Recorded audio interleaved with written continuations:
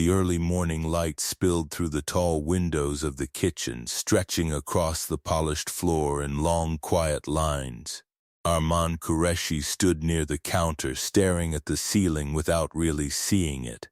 It was a habit he had picked up over the years, the same way he had learned to read spreadsheets and patterns, to notice details other people ignored. 14 years as a financial analyst had trained his mind to search for hidden fractures in numbers, in behavior, in systems that looked stable on the surface but were already collapsing underneath. He had just poured his second cup of coffee when he felt a familiar calm settle over him. Routine, structure, control. These were the things that had kept him standing through the past 4 years. Before I tell you what happened next, subscribe the channel and let me know in the comments what time it is where you are watching from. It helps more than you know. The words left his mouth almost absent-mindedly, a habit he had picked up from the podcasts he listened to every morning while preparing for work. From the living room, his daughter let out a silent laugh. Arman turned and leaned against the doorway. Sana sat cross-legged at the low table, crayons scattered around her, drawing something detailed and complicated the way she always did. She was 8 now, but in some ways older than that. She communicated through gestures, expressions, and the small whiteboard she carried everywhere. For 4 years she had not spoken a single word. It had started 3 days before her 4th birthday. No illness, no accident, no explanation. Arman had been traveling for a conference in Singapore, and when he returned, the silence had already begun. Doctors had called it selective mutism, trauma-related, possibly. Time and therapy would help, they said. Arman believed them because there was nothing else to believe. He had built a different kind of communication with his daughter. He could read her eyes, her hands, the small tension in her shoulders when she was anxious. Some days he forgot she had ever spoken. "Mom is leaving," he said gently. Sana nodded without looking up. A few moments later, footsteps echoed from the hallway. His wife Nadia appeared, dressed sharply as always, her presence filling the space with controlled energy. She worked in commercial real estate, managing high-level property acquisitions. She was confident, precise, and ambitious. It was one of the things that had attracted Arman to her years ago. "I have meetings all day," she said, kissing his cheek. "Don't wait for dinner." She bent down and kissed Sina's forehead. "Be good." Sina's fingers tightened around her crayon. Arman noticed, the way he noticed everything, but he said nothing. Nadia left through the front door. Arman watched her car pull out of the driveway, disappear at the end of the street. The house fell quiet. He turned back toward the living room. He had taken only 3 steps when small fingers wrapped around his wrist. Arman froze. Sana stood in front of him, eyes wide, breathing fast. Her mouth opened. "Baba." The word came out rough, broken, unused. The coffee mug slipped from his hand and shattered on the floor. Arman dropped to his knees, heart hammering. His hands trembled as he held her shoulders. "Sana?" Her eyes filled with tears, but her voice, when it came again, was steady. "They are coming tonight. We have to leave before Mama comes back." For a moment, time stopped. Every instinct Arman had developed over years of analyzing threats, risk patterns, and hidden financial networks converged into a single sharp clarity. He did not panic. He did not ask questions. "Okay," he said quietly. "We're leaving." He grabbed his keys, the emergency bag from the hallway closet. He had packed it years ago when anxiety had ruled his life after Sana stopped speaking. Within minutes, they were in the car. As he reversed from the driveway, he saw it. Nadia's car parked at the end of the street, engine off, watching. Beside it, a dark SUV with tinted windows, 2 silhouettes inside. His phone vibrated. Nadia's name flashed on the screen. Arman's hands remained steady as he turned left instead of toward the highway. He drove slowly, casually, like a man running an ordinary errand. The call rang out. He drove 4 blocks, turned twice, and pulled into a shopping plaza parking lot. Only then did he look at Sana. "Tell me everything." She spoke in fragments, the way children did, but every word cut deeper than the last. 4 years ago, the night he had been away, she had woken from a nightmare and discovered Nadia in the kitchen with a man. The man had a gun. Another man was tied to a chair. There had been shouting, threats, and then a sound Sana had never heard before. The man in the chair stopped moving. Nadia had seen Sana in the doorway. She had taken her upstairs and told her that if she ever spoke about what she saw, the same thing would happen to Arman, and the men would come back for him. Sana had stayed silent to protect her father. For 4 years, Arman closed his eyes for a brief second. When he opened them, the fear was gone. In its place was focus. He picked up his phone and dialed the only person he trusted without question. "Hamid," he said when the call connected. "I need your help." Hamid Rahman had been his closest friend since university.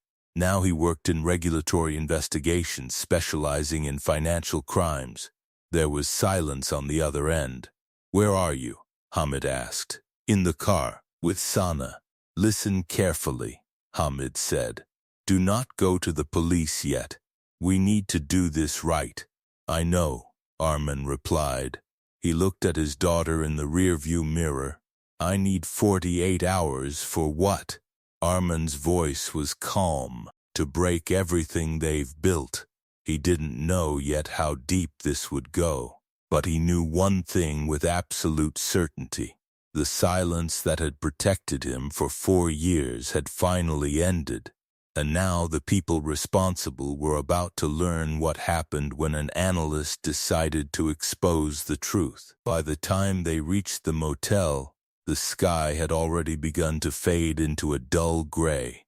It was the kind of anonymous roadside place people passed every day without remembering. That was exactly why Ryan chose it. He paid in cash. No questions. No paperwork that couldn't be abandoned. Maya ate quietly at the small table while he watched the door. She finished her sandwich, drank some water, and then leaned her head against the pillow as if exhaustion had been waiting years to claim her. Within minutes, she was asleep. Ryan sat in the chair beside the bed, hands folded, mind moving. He had spent his entire career as a financial risk analyst. His job had always been simple in principle: identify hidden vulnerabilities in complex systems before collapse happened. Patterns, pressure points, invisible fractures. For the first time, he realized his marriage had been a system he had failed to analyze. He replayed every moment from the morning: Sana's car at the end of the street, the black SUV, the call she made while watching him drive away. She had expected him to panic. He hadn't. He picked up his phone and called the only person he trusted completely. "Farid," he said when the line connected. "I need your help." There was silence on the other end. Then, "Where are you?" "Safe for now." "What happened?" Ryan looked at Maya. "It's worse than we thought." Farid was more than a friend. They had met during their early careers when Farid worked in financial crimes investigation before moving into private consulting. He understood money, networks, and how people hid their crimes behind legitimate businesses. When Ryan finished explaining, Farid didn't speak for several seconds. "Your wife knew about a murder," he finally said. "She helped cover it. And the man? Still active, still operating." Farid exhaled slowly. "You can't go to the police yet, I know. They'll disappear before anything sticks. I need time." "How much?" 48 hours. "For what?" Ryan stared at the ceiling. "To collapse their structure." Farid arrived that evening with a laptop and a small backpack. He looked older than Ryan remembered, more cautious. They worked through the night. Gary in the original story became someone else now. Ryan had only a name Maya remembered: Kamal. She had heard Sina say it once. She had heard it in whispers, heard it in fear. Farid began searching. Within hours, they found him. Kamal Riaz, property developer, clean reputation, several commercial projects across the region, no criminal record. But the shell companies behind the projects told another story. Money flowing through multiple layers, ownership changing hands too quickly, transactions that didn't match market value, classic laundering. Your wife isn't just cheating, Fareed said. She's part of the operation. Ryan nodded. And the man Maya saw? An internal problem. Someone who knew too much. They found an unsolved disappearance case from 4 years earlier. A courier connected to one of Kamal's companies. Maya's memory matched the timeline. The next step required patience. Ryan called Sana the following morning from an unknown number. She answered immediately. "Ryan, I know about Kamal." Silence. "I don't know what you think you know," she said carefully. "I know enough." He let his voice sound tired, defeated. "I just want safety for my daughter." Her tone shifted. Warmer, manipulative. "Of course, that's all I ever wanted too. I want to meet. I want to understand what happens next." Another pause. "I'll tell him," she said. She believed him. After the call, Fareed smiled slightly. "She thinks you're negotiating. That's the idea." The next step came from someone neither of them had expected. Fareed found a civil case that had quietly disappeared 2 years earlier. A former employee who had sued Kamal's company. The case had been settled, records sealed, but the woman still existed. Her name was Nadia Bashir. They called her from a burner phone. She answered with suspicion. When Rayan explained why he was calling, she was quiet for a long time. "How did you find me?" she asked. Carefully.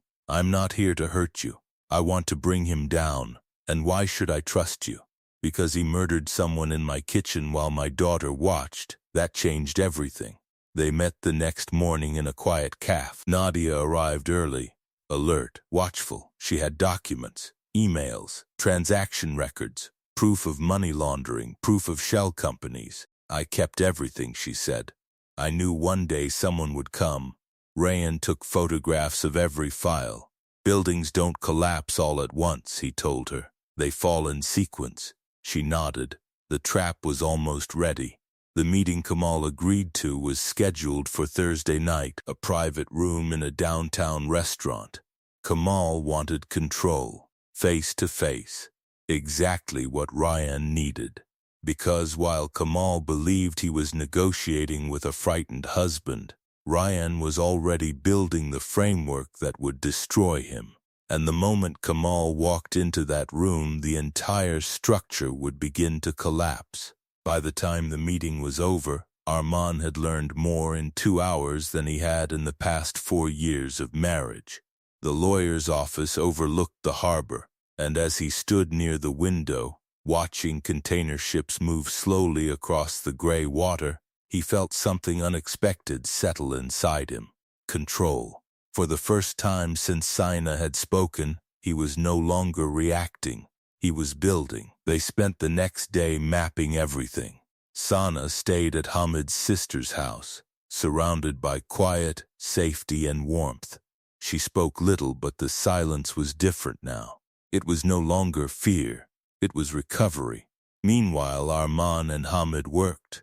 Hamid had contacts in financial regulation, compliance departments, and investigative agencies across the region. Within hours, he had accessed data that ordinary people would never see. Patterns emerged. Companies linked to offshore accounts, transactions routed through layered shell corporations, property acquisitions in rapidly developing districts. Nadia had not just been facilitating money laundering, she had been designing it. "She's smarter than I thought," Hamid said, scrolling through records. "This is clean, almost too clean," Arman nodded. "Which means someone above her is even smarter." They traced the network upward. Eventually, one name surfaced repeatedly: Rafik Mirza, a developer with a public reputation as a visionary investor, quiet, polished, and powerful. But Hamid recognized the name instantly. "He's been on watch lists for years," he said. "Nothing ever stuck." Arman leaned back. "It will now." The next step required patience. He called Nadia. She answered on the first ring. "Arman," she said, relief flooding her voice. "Where are you? I've been worried." Sana must be terrified. Arman let the silence stretch. "I know about the man," he said. There was a pause. I don't know what you think you know, Nadia replied carefully. I know what Sana saw. Another silence. This one longer. What do you want? Nadia asked. I want safety, Arman said. For my daughter and myself. I don't want police. I don't want a fight. I just want guarantees. The shift in her voice was immediate. You should have said that earlier. I want to meet, Arman continued. With you and whoever you're working with, I'll arrange it.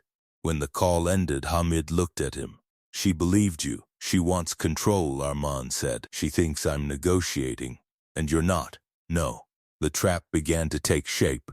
Hamid reached out to a senior investigator he trusted. A quiet woman named Lena Siddiqui who had been tracking financial crime networks for years. When she saw the evidence, she didn't hesitate. We've been trying to reach Mirza for a long time, she said. You just gave us the door. They planned everything carefully. The meeting would be in a controlled environment. Surveillance, recording, federal jurisdiction. Arman's role was simple. Appear broken, appear desperate, appear harmless. The night before the meeting, Arman sat alone in the guest room at Hamid's house. He hadn't slept properly in days, but his mind was sharp. He thought about Sana. 4 years of silence, 4 years of fear. He thought about Nadia, the woman he had trusted, the woman who had built a life beside him while hiding something monstrous. He felt no rage now, only precision. The next evening, Arman arrived at the location Nadia had chosen, a private lounge inside an upscale hotel overlooking the city skyline. She was already there. So was Rafik Mirza. He was exactly as Arman expected. Calm, controlled, confident. Sit, Mirza said smoothly. Arman sat. I understand you have concerns, Mirza continued. I want this over, Arman replied. I take my daughter. You get everything else. Mirza studied him. That's reasonable. I need to hear it, Arman said. What happened that night? That goes away. My daughter is safe. Mirza leaned forward slightly. You understand that if you go to the police, things become complicated. I understand. Mirza smiled. Then we have an agreement. The door opened. Lena Siddiqui entered first, badge visible. Behind her, agents filled the room. Rafik Mirza, she said. You're under arrest. The confidence vanished from his face. Nadia turned toward Arman, shock flooding her eyes. You. Arman stood slowly. You should have made sure she never saw you, he said quietly. The room filled with movement. Agents securing evidence. Mirza shouting. Nadia frozen. As Arman walked out, he felt something lift from his chest. But the collapse of a system like this did not happen in one moment. It would take weeks. And when the full consequences reached Nadia, the person she became afterward would not be the one he remembered. The arrest made headlines the next morning. Arman didn't watch the news. He didn't need to. His phone filled with missed calls, messages from unknown numbers, and alerts he ignored. Instead, he sat at the kitchen table in Hamid's sister's house, drinking tea while Sana quietly drew beside him. For the first time in years, the silence between them felt peaceful. Are they gone? She asked softly. Arman looked at her, still amazed every time he heard her voice. Yes, he said. They can't hurt us anymore. She nodded and returned to her drawing. The process that followed was slow but relentless. Mirza's arrest triggered investigations across multiple agencies. Documents seized from his offices revealed layers of corruption, money laundering, shell corporations, and connections to powerful investors who had operated in the shadows for years. Within 2 weeks, 3 more arrests were made. Within a month, properties were frozen, accounts seized, partnerships dissolved. The structure collapsed exactly as Arman had planned. Hamid watched the unfolding reports with quiet satisfaction. You were right, he said one evening. Once the foundation cracked, everything fell. Arman shook his head. It was already broken.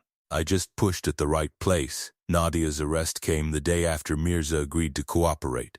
Agents arrived at the house at dawn. She had tried to contact Arman repeatedly in the days before, but he had not answered. Later, through her lawyer, she attempted to negotiate. financial settlements, shared assets, silence. Arman refused all of it. His lawyer made one thing clear: full custody of Sana, no compromise. The legal process dragged on for months, but Nadia's position weakened with every new piece of evidence. She had not only known about the crime, she had facilitated the financial network behind it. The case tied her directly to the disappearance Sina had witnessed. The court denied her request for visitation. Dr. Hina Kadir, Sana's therapist, submitted a detailed report describing the trauma and the years of silence. The judge agreed. Nadia would have no contact unless Sana chose otherwise in the future. One evening, nearly a year later, Arman and Sana moved into a smaller home on the outskirts of the city. It was quiet. A large backyard stretched behind the house, open and empty. Sana stood in the doorway looking at it for a long time. "Can we make a garden?" she asked. Arman smiled. "We can make anything you want." The recovery was not sudden. Some days Sana spoke easily. Other days she fell back into silence. But it was different now. The silence was rest, not fear. Arman drove her to school every morning. Those drives became the best part of his day. She talked about everything: books, friends, ideas, questions about how systems worked. At 15, she began asking about financial markets. At 16, she corrected one of his analyses. He laughed for the first time in years. "You're better at this than I ever was," he told her. She grinned. "I learned from the best." Meanwhile, the trials continued. Mirza was convicted of multiple federal crimes and sentenced to decades in prison. The network he had built disintegrated. Several high-profile associates faced charges. Nadia accepted a plea deal. The sentence was long. She requested supervised visitation again. The court reviewed the case. The answer remained no. Years passed. One afternoon when Sana was 12, a court representative asked her directly if she wanted to see her mother. She thought carefully. "No," she said. And that was the end of it. Hamid remained a constant presence in their lives. He visited often, bringing stories, laughter, and reminders of the life Arman had nearly lost. One night, sitting in the backyard under quiet stars, Hamid asked, "Do you ever regret not running?" Arman shook his head. "No. Running would have meant fear forever." Hamid smiled. "You built something instead." Arman looked at the house, the lights glowing inside, Sana's shadow moving across the window. "Yes," he said. "But the truth is, the strongest part wasn't the plan." "What was it?" Arman's voice softened. "The moment she decided to speak, because everything that followed, every arrest, every consequence, every piece of justice had started with one brave choice. And the final chapter of their lives would not be about what they had escaped. It would be about what they built next." 4 years later, the house no longer felt new. It felt rooted. The garden Sana had once imagined in crayon had grown into something real. Rows of herbs, flowers that returned every spring, a small corner where vegetables thrived because she insisted on learning everything about soil and sunlight. Arman often stood at the kitchen window early in the morning, watching her move through the backyard before school, talking to herself as she checked leaves and watered the plants. The sound of her voice was still something he never took for granted. Some mornings he remembered the years when the silence had filled every corner of their lives. Now the house was never quiet. One Saturday, Sana sat across from him at the breakfast table, textbooks open, hair tied back, her expression focused. "I've decided," she said. Arman folded the newspaper. "About what?" "University." He raised an eyebrow. "Already?" "I want to study financial systems and data security." He smiled slowly. "That sounds familiar." She leaned back in her chair. "I want to stop people like them before they ever reach families like ours." The words hit him harder than anything else had. You already did, he said gently. She shook her head. No, I just told the truth. You built everything after that. Arman looked at her, realizing how much she had grown, not just older, but stronger. Truth is the most powerful thing anyone can build on, he replied. She considered that for a moment and nodded. Life had changed in ways neither of them expected. Hamid had started his own investigative consultancy. He still visited often, always bringing stories and advice, always treating Sana like his own daughter. Dr. Hina continued therapy sessions, though they were less frequent now. Sana spoke freely. She debated, she laughed, she argued. One evening she even challenged Arman's investment model and proved him wrong. He had never been prouder. The legal consequences of the past remained. Mirza would spend the rest of his life in prison. Several members of his network had cooperated with authorities. Financial reforms in the region had tightened because of the case, and Nadia had disappeared into the system. Years earlier she had written letters from prison. Apologies, explanations, requests. Arman had read them once. He never replied. The decision about contact had always belonged to Sana. She never asked to read the letters. One afternoon when she was nearly 16, she finally brought it up. Do you ever think about her?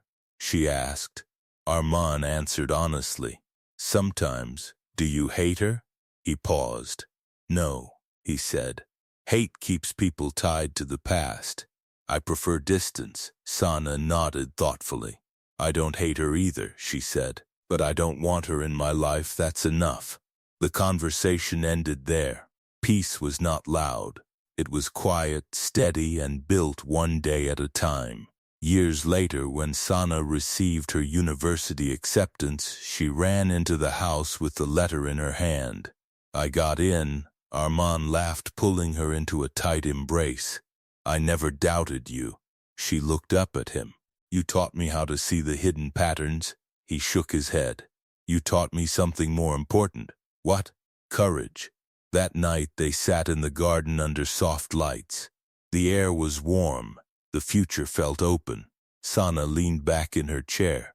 Do you think we'll ever forget everything that happened? Arman looked at the sky. No, he said. But we don't need to. It made us who we are. She smiled. For a long time they sat in comfortable silence. Not the silence of fear, the silence of peace. Arman thought about the moment everything had changed.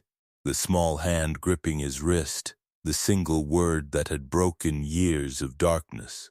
He realized something then. He had spent his entire life analyzing risks, identifying weaknesses, predicting collapse. But the strongest structure he had ever seen had not been a system, or a plan, or even justice. It had been a child who stayed silent to protect someone she loved, and a child who found the courage to speak when it mattered most. That was the foundation that would never break. And if you've been listening this far, subscribe to the channel and let me know in the comments what time it is where you're watching from. It helps more than you know.